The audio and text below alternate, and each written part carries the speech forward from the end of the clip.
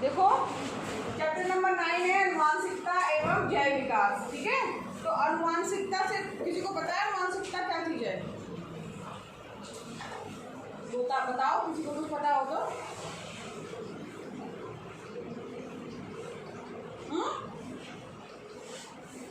आशा बताओ, अनुवांशिकता क्या चीज है? अनुवांशिक लक्षण एक पीढ़ी से दूसरी पीढ़ी में ट्रांसफर हो जाते हैं ना।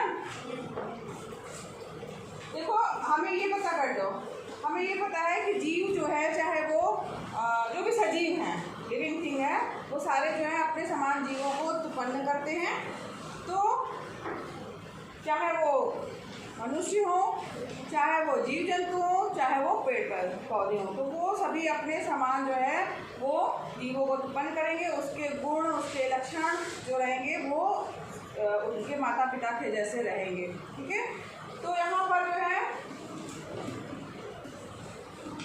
जब इसके लिए देखो पौधे रहेंगे तो आपस में संकरण करके उनका बीज वगैरह बनता है, और मनुष्य है, जानवर है, तो उनमें क्या होता है, जनन की प्रक्रिया होती है। जब जनन की प्रक्रियाएं होती हैं तो उसमें क्या होता है कि एक तरह से कहा जाए जनन दो प्रकार का होता है, लैंगिक जनन और अलैंगिक जनन। तो यहाँ पर हमने ये पढ़ा था कि अगर लैंगिक जनन हो रहा है, ठीक है, तो यहाँ पर अगर लैंगिक जनन हो रहा है तो अलैंगिक जनन केवल एकल जीव में ही होता है, यानी केवल एक ही जीव उस प्रक्रिया में भाग लेता है। जैसे मान लीजिए कोई जीवाणु है तो वो क्या होगा, विभाजित होगा, उसके दो भागों में विभाजित होगा, फिर वो दो भाग हैं वो फिर नेक्स्ट दो भाग में होंगे, और इसके बाद जो है दूसरा वाला भी दो भागों में होगा, यानी कुल मिला के जो है 4 से 8 इस तरीके से जो है वो संख्या जो है वो बढ़ती जाएगी। ठीक है, तो जो अलैंगिक जनन होता है,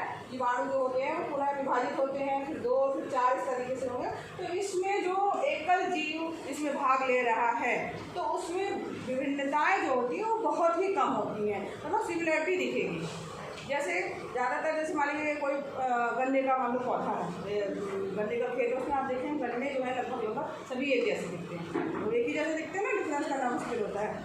लेकिन ये इसमें एक जीव भाग लेता है, वो कौन सा जनन हो गया, अलैंगिक जनन। तो लैंगिक जनन होता है, थोड़ी बहुत जो अंतर होता है वो डीएनए में जो है प्रकृति के समय न्यून त्रुटियों के कारण जो है वो होता है इसमें अलैंगिक में। लेकिन जब लैंगिक जनन होता है उसमें दो जो है नर पार्ट और मादा पार्ट दोनों भाग लेते हैं, और उसमें से जो बच्चे पैदा होते हैं उसमें जो है समानताएं तो होंगी मगर जो है उनमें अंतर भी होता है। जैसे आप खुद देख रहे होंगे पूरे क्लास में कितने सारे सब लड़कियाँ बैठी हुई हैं, है ना, है तो सब लड़कियाँ, लेकिन क्या सब एक जैसी है? नहीं है ना, सब अलग अलग है ना, तो सब में कुछ ना कुछ जो है वो अंतर है। तो ये जो अंतर आता है वो उनके माता पिता, उनके दादा दादी या और भी पुरानी पीढ़ी में जो है उनके गुण जो है उसमें उसके बच्चों में, फिर बच्चे से उसके और बच्चों में ऐसे ट्रांसफ़र होते जाते हैं, और जो है वो उसमें आते हैं जो एक दूसरे से जो है वो एक भिन्न बनाते हैं लोगों को। अब जैसे यहाँ पर जो है हमने अनुवांशिकता में एक चीज़ और ध्यान दीजिए कि अनुवांशिकता मतलब होता है कि एक पीढ़ी से दूसरी पीढ़ी में जो है गुणों का ट्रांसफर होना जो है वो अनुवांशिक हो गया है। और यहाँ पर वंशागत लक्षण ये हो गया कि कई आप अभी यहाँ पे क्लासरूम में ही देखिए कुछ बच्चों के जो कान होंगे वो क्या होंगे, आपस में ऐसे लटकते हुए होंगे, गुलाई लिए होंगे ना, और कुछ के कान क्या होंगे, आपस में जुड़े हुए होंगे। जैसे कि काजल जो है उसके कान क्या है आपस में, मतलब जैसे आपस क्या मतलब ये जो ये लटकने वाला पार्ट इसका नहीं है। हाँ, आयशा का भी है, देखिए आयशा, और जैसे ये मेरा तो थोड़ा सा ऐसे गोलाई लिए लटक रहा है ना, लेकिन देखो काजल का देखो उसका कैसा है, वो जुड़ा हुआ है। तो ये जो है इनके माता पिता या इनके दादा दादी या इनके नाना नानी से जो है इनकी मम्मी में आया होगा, फिर उसके बाद जो है वो अनुवांशिक रूप से जो है वो आगे आके इसके में आया। हम लोगों के में किसका आया, हम लोगों के माता पिता या दादा दादी का आया। तो इस तरीके से जो है वो लक्षण जो है वंशागत लक्षण जो है वो ट्रांसफर होते रहते हैं। अब यहाँ पर लक्षणों की वंशागत के नियम में मेंडल का योगदान कि किस तरीके से लक्षण जो है वो ट्रांसफर होते हैं, कैसे जो है उसमें कौन कौन से लक्षण आ सकते हैं। तो उसके लिए जो है मेंडल ने एक नियम, मेंडल जो वैज्ञानिक थे उन्होंने नियम दिया वंशागति का। तो ये नियम जो है एक एकल संकरण के लिए भी है और 2 गुण वाले अगर संकरण हो रहे हैं उसके लिए भी। तो एकल के लिए क्या है, यहाँ वैज्ञानिक जो जॉन मेंडल थे, तो ये इन्होंने अपनी प्रारंभिक शिक्षा जो थी वो कहाँ, एक चर्च में उन्होंने प्राप्त किया था। और इन्होंने देखा कि सब जो ज़्यादातर प्रयोग हुए हैं, स्टार्टिंग जो हुई है कि किस तरीके से जो है एक पीढ़ी से दूसरी पीढ़ी में गुण ट्रांसफर होते हैं, उसके लिए मटर के पौधे का प्रयोग किया गया। तो इसमें अलग अलग तरीके के पौधे जो है वो लिए गए, फिर उनका संकरण कराया गया और उसके बाद फिर देखा गया कि भाई कौन से लक्षण उसमें आए, उस पुराने पौधे से जिसको हमने मिलाया उससे कौन से लक्षण जो है तो दूसरी पीढ़ी के पौधों में आए। तो यहाँ पर जो है उन्होंने बहुत हज़ारों पौधों में, ऐसा नहीं कि हज़ारों पौधों में उन्होंने प्रयोग किया। उसके बाद एक नियम उन्होंने बनाया कि हाँ अच्छा ऐसा हो सकता है। तो इसके लिए जो संकरण अगर कहा जाए तो एकल संकरण की अगर हम बात की जाए तो यहाँ पर हम लोगों ने ये समझा था, बहुत सारे बच्चे आए नहीं थे। अगर मान लीजिए उन्होंने एक जहाँ पे मटर का पौधा बहुत लंबा होता है, ठीक है, उसको लिया, ठीक, तो यहाँ पर उसको एक तरह से कहा जाए शुद्ध लंबा पौधा हो गया। और एक लिया जहाँ पे एकदम सबसे छोटा पौधा था मटर का, तो यहाँ पर देखो सबसे छोटा लिया वो क्या हो गया, एक छोटा पौधा यानी बौना पौधा हो गया।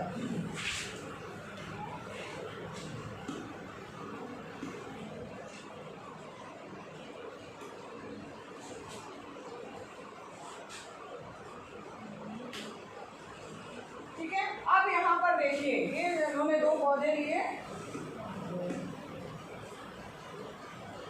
हाँ, अब यहाँ पर ध्यान से समझिएगा कि जो लंबा पौधा लिया यानी शुद्ध लंबा पौधा है, यानी इसमें केवल लंबाई का ही गुण है। और जो सबसे बौना पौधा उसमें शुद्ध बौना पौधा है, उसमें केवल जो है वो छोटे होने का या बौने होने का गुण है। इनका जब क्रॉस कराया उन्होंने, संकरण करवाया इसमें, तो लंबे को मान लीजिए यहाँ पर एक 2 अक्षर दिख रहे हैं, कैपिटल एक स्मॉल दिख रहा है, कैपिटल हो गया और ये स्मॉल। तो यहाँ पर देखो जो कैपिटल टी दिखा रहा है वो प्रभावी लक्षण है। कैपिटल टी प्रभावी लक्षण का क्या मतलब हुआ, जो भी कैपिटल लेटर से दिखाया जाएगा वो प्रभावी लक्षण होगा। मतलब ये कि वो अगर कहीं पे भी दिखाई देगा एक भी, तो वो जो है ताकतवर है, वो गुण जीत जाएगा और नेक्स्ट पीढ़ी में वो गुण जरूर से आएगा। समझ में आ रहा है, ठीक। और यहाँ पर स्मॉल टी क्या है, वो अप्रभावी लक्षण है, जिसके लिए जो है ये कमजोर है। अगर 2 अप्रभावी लक्षण होंगे तभी वो गुण जो है बच्चे में या नेक्स्ट पीढ़ी में आएगा। अब हमने लंबा पौधा लिया और ये छोटा पौधा लिया, ठीक। अब यहाँ पर ध्यान समझिएगा, अब इनका जो संकरण होगा तो ये कैपिटल टी स्मॉल टी से मिलेगा। क्या बन जाएगा, कैपिटल टी स्मॉल टी, ठीक है। फिर ये वाला कैपिटल टी स्मॉल टी से भी तो मिल सकता है, इसका एक गुण, तो ये कैपिटल टी स्मॉल टी, फिर कैपिटल टी स्मॉल टी। अब यहाँ पर ये जो है इससे भी मिल सकता है, तो ये क्या बन जाएगा, कैपिटल टी स्मॉल टी। अब यहाँ पर आप देख रहे हैं कि जो संकरण की प्रक्रिया हो रही है उसमें जो पौधा यानी नेक्स्ट जनरेशन जो आ रही है, यानी F1 पीढ़ी, इसको समझ लीजिए आप, पहली पीढ़ी जो आएगी उसमें क्या है, सब कैपिटल टी स्मॉल टी वाले जो है पौधे होंगे।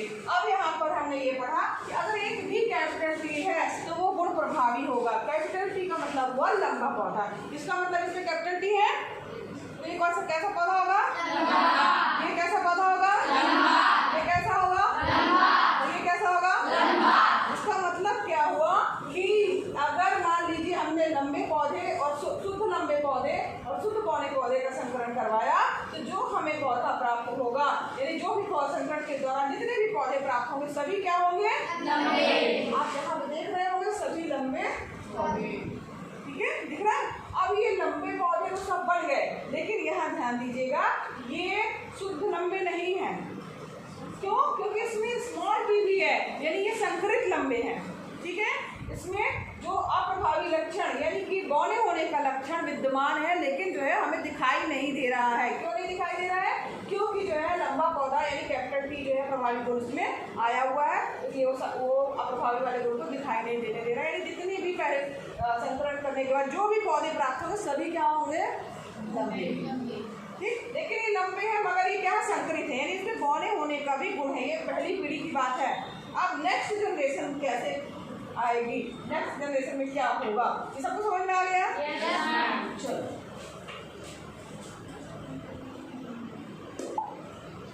अब यहाँ पर इस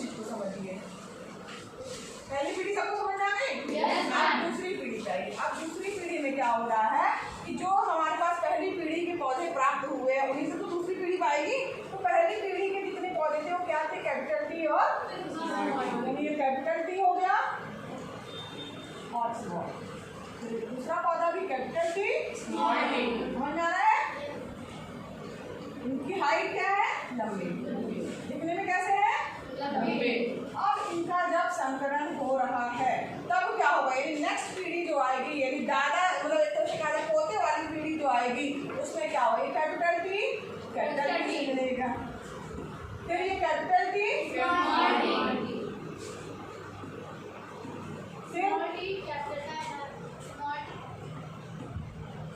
स्मॉल टी कैपिटल टी पहले लिखो, उससे कोई फर्क नहीं पड़ता है। फिर स्मॉल टी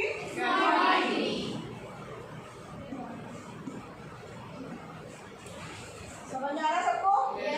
अब यहाँ पर आप ध्यान दीजिए, यहाँ हो क्या रहा है, संकरित होने के बाद जो F2 पीढ़ी आ रही है उसमें जो पौधे आ रहे हैं, अब कैपिटल टी यानी इसमें एक भी कैपिटल टी जो है अगर दिख रहा है तो प्रभावी लक्षण कैपिटल टी यानी वो पौधा कैसा होगा, लंबा। तो ये पहला वाला पौधा कैसा होगा, लंबा। समझ आ रहा है? तो ये लंबा हो गया। दूसरा पौधा लंबा, तीसरा पौधा लंबा, चौथा पौधा समझ में आया? ये देखिए जो इसकी पीढ़ी प्राप्त हुई है, लंबा पौधा और समझ में आ गया सबको? कैसे संकरण हुआ, ये इंपॉर्टेंट नियम है, मेंडल का नियम समझाने के लिए आता है इस चैप्टर में, यही नियम ही इंपॉर्टेंट है, मेंडल का नियम और क्या कहते हैं लिंग निर्धारण। आपको समझ में आ गया? इस प्रकार से जो है ये एक 3 पौधे तो आपको लंबे प्राप्त हुए, एक पौधा कैसा प्राप्त हो गया, पौधा। ठीक है, तो ये कैसे हो गया? अब कोई कहेगा माता पिता तो उनके दोनों लंबे थे तो बच्चा एक छोटा कैसे पैदा हो गया, तो होता है ना। ऐसे तो मेरे यहाँ भी अगर कहा जाए मेरे माता पिता की हाइट जो है वो बहुत ज़्यादा नहीं है, मगर जो हमारे मतलब मेरे भाई हैं वो दोनों जो है वो मम्मी पापा की हाइट से ज़्यादा है, मतलब उनकी हाइट लगभग 6 फुट है और 5.5 या 5.7 तक होंगे मेरे पापा, या 5-6 भी होंगे हो सकता है, तो 5.5 तक होंगे। मम्मी भी मेरी हाइट की है लगभग, मगर मेरे दोनों भाई जो हैं वो लंबे हैं। कैसे हो गए? कोई सोच भी सकता है ना मम्मी पापा तो लंबे नहीं, कैसे हो गए? क्योंकि मतलब पुरानी पीढ़ी में या तो दादा लंबे होंगे, या दादा मान लो लंबे नहीं तो परदादा लंबे हो सकते हैं, या तो नानी पक्ष में यानी कि माता के गुणों में कुछ ऐसा हो सकता है, इसके कारण जो है लंबाई वाला गुण उनमें आया। ठीक है,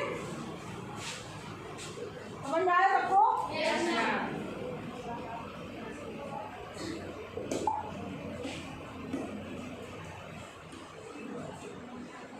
अब यहाँ पर आप एक चीज देख रहे होंगे, देख रहे हैं? तो यहाँ पर ये जो अनुपात आ रहा है, देखिए अभी एक ये है P है और ये दूसरा फूल का ये है, दूसरा फूल ये है, उनमें संकरण होता है। जो पहली पीढ़ी आ रही है P प्रभावी लक्षण है, ठीक है, कैपिटल अक्षर जहाँ दिखेगा वो प्रभावी लक्षण, प्रभावी लक्षण है। जो 1 पीढ़ी आएगी उसमें क्या होगा कि वो भी जो है वो कैसा होगा, जो प्रभावी लक्षण है वो भी उसमें आएगा। इसके बाद नेक्स्ट जो पीढ़ी आएगी वो क्या होगा, उसमें 3 तो वैसे आएंगे लेकिन चौथा वाला जो है वो क्या होगा आपका, वो दूसरे वाले जैसे आएगा। शुद्ध अगर हम बात की जाए, जैसे हमने शुद्ध लंबे पौधे लिए थे और शुद्ध वाले पौधे लिए थे, तो पहली पीढ़ी में तो सभी लंबे प्राप्त हुए थे। नेक्स्ट पीढ़ी में क्या था कि 3 तो लंबे प्राप्त हुए लेकिन एक बौना भी प्राप्त हुआ। मेरी अनुपात क्या था, 3:1, समझ जाओ 3:1 का अनुपात। अब यहाँ पर देखिए एक बारी है, एक और चीज़ समझाइए। तो एकल गुण की बात थी, एकल संकरण की बात थी। अब अगर हम बात करें कि 2 गुणों को लेके चले, द्विसंकरण की अगर हम बात करें कि बीजों में 2 गुण हैं, यानी कि तब इसमें किस तरीके से संकरण होगा, कैसा बीज, क्या कौन कौन से बीज बन सकते हैं, कैसे गुण जो है वो ट्रांसफर होंगे बीजों के, तो इसके लिए जो है वो द्विसंकरण की प्रक्रिया हुई। इसको द्विसंकर संकरण कहा जाता है। अब यहाँ पर इसमें देखिए, इसको भी बहुत समझने वाली बात है ये कि इसमें क्या हुआ कि उन्होंने 2 बीज लिए, 2 तरीके के मटर के प्रयोग उन्होंने मटर के ही दाने पे किया। तो उन्होंने 2 बीज लिए, एक कैसा था, गोल था और हरे कलर का था। ठीक है, इसको बड़ा कर देते हैं तो समझ में आएगा आपको। यहाँ से और बड़ा करें,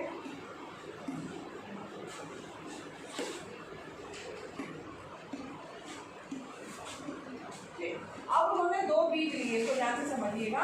तो एक कैसा था, गोल था और हरा था, दूसरा बीज था झुर्रीदार और पीला। ठीक है, तो गोल और हरा दिख भी रहा है कलर से आपको, गोल है यहाँ कैपिटल R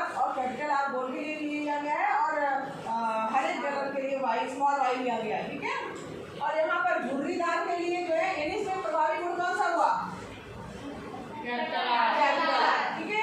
अब यहाँ पर दूसरा बीज जो है वो है झुर्रीदार पीला। झुर्रीदार के लिए इस्तेमाल आप लिया है पिंक के लिए, और पीला येलो समझ लो कैपिटल लिया है। तो इसमें इसमें प्रभावी गुण क्या है? Capital Y. ठीक है। तो यहाँ पर दो, अब जब इन दोनों बीजों को संकलित कराया गया, दो अलग अलग गुण है, इसमें कलर भी अलग है और उसका आकार भी अलग है। तो संकलित कराया गया या संकरण की प्रक्रिया हुई। तो यहाँ पर ध्यान दो कि जो बीज है आपका, उसमें जब भी संकरण की प्रक्रिया यहाँ जोड़े में दिख रहा है, दो बार लिखा गया ना, तो क्या होता है कि गुणसूत्र जो होते हैं वो जोड़े में ही होते हैं। मनुष्यों में जो है वो 46 गुणसूत्र होते हैं। अगर जोड़े की बात की जाए तो 23 जोड़े जो होते हैं वो गुणसूत्र के होते हैं। गुणसूत्र का मतलब ये कुछ कुछ चीज़, जैसे आँख की अगर बात की जाए तो आँख का कलर जो है उसके दो मतलब होंगे गुणसूत्र। फिर उसके बाद जो है स्किन का कलर अलग, इसीलिए आपको डिफरेंस समझ में आता होगा ना। सब बच्चों में स्किन का कलर अलग है, आँख अलग है, किसी के कुछ शारीरिक बनावट में भी हो सकता है अंतर है, हाइट है, इस तरीके से जो है वो रहते हैं। तो यहाँ पर जब प्रक्रिया में संकरण की प्रक्रिया होती है तो केवल एक जो है वो भाग लेता है गुणसूत्र। यहाँ पर कैपिटल आर और स्मॉल वाई हो गया, और इसका स्मॉल आर और कैपिटल, एक ही गुणसूत्र का, जैसे ऐसा नहीं कि दोनों आर भाग ले लेंगे, एक भाग लेगा और दूसरा वाला दूसरा। इसी तरह इसमें भी स्मॉल आर और कैपिटल वाई जो है वो संकरण की प्रक्रिया में भाग लिया इन्होंने। तो अब यहाँ पर इन दोनों का संकरण हुआ, यानी कि पहली F1 पीढ़ी आई। F1 पीढ़ी दिख रही है। अब यहाँ पर जो बीज बनेगा वो क्या होगा? आर, देखो हाँ, दो आर और वाई है ना। संकरण की जब प्रक्रिया होगी, एक मिनट, हाँ, इसमें कैपिटल आर स्मॉल, देखो जब इसकी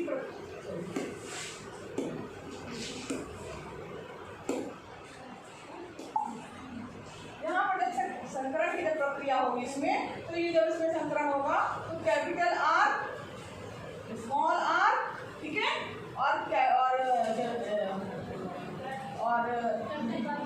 कैपिटल आर स्मॉल आर और स्मॉल वाई कैपिटल वाई। इसी तरह इसमें ये जो है हमारा बीज जो है वो कैपिटल आर स्मॉल आर और कैपिटल वाई स्मॉल वाई में जो है ये बनेगा। ये पहली पीढ़ी में जो बीज प्राप्त हो। अब इसमें यहाँ पर देखो कौन सा कैपिटल वाला गुण है? आर कैपिटल है। आर यानी कि क्या हुआ? नहीं, आर का मतलब क्या हुआ? वाई गुण आर वाला होगा, यानी क्या हुआ? गोल, यानी बीज कैसा होगा? गोल। और इसमें कैपिटल वाई भी है, यानी प्रभावी गुण आ गया कैपिटल वाई का क्या? पीला। यानी कि ये आपको बीज का कलर कैसा दिख रहा है? गोल है, झुर्रीदार नहीं है, गोल है और पीला। ये पहली पीढ़ी की बात है। दूसरी पीढ़ी की अगर हम बात करें तो ये कितना समझ में आया ना? ये पहली पीढ़ी में जो भी बीज होंगे वो सारे कैसे होंगे? गोल होंगे और पीले होंगे। अब यहाँ पर नेक्स्ट पीढ़ी की हम बात करें, दूसरा जो है संकरण होगा, नेक्स्ट पीढ़ी में F2 पीढ़ी कैसे होगी? यहाँ पर देखिए ये